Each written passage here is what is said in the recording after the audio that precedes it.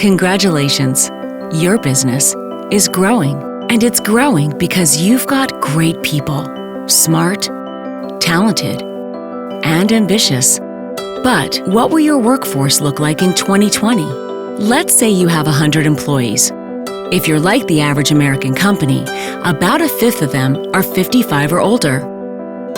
These folks still have a lot to contribute, but they've worked hard for many years. And as 2020 nears and more of them turn 65, many of these workers would like to retire.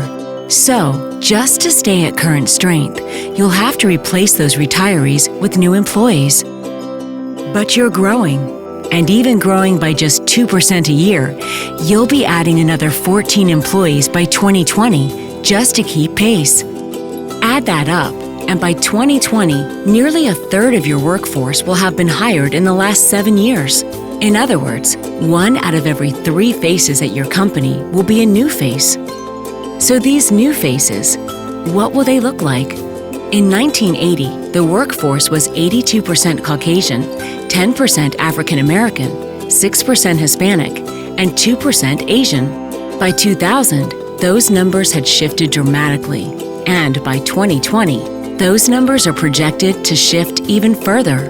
And the gender and age demographics are shifting too. This means the workforce of 2020 will have different cultural, ethnic, racial, generational, and religious backgrounds and experiences. And they'll have different expectations about the workplace. So what does all of this mean for your business?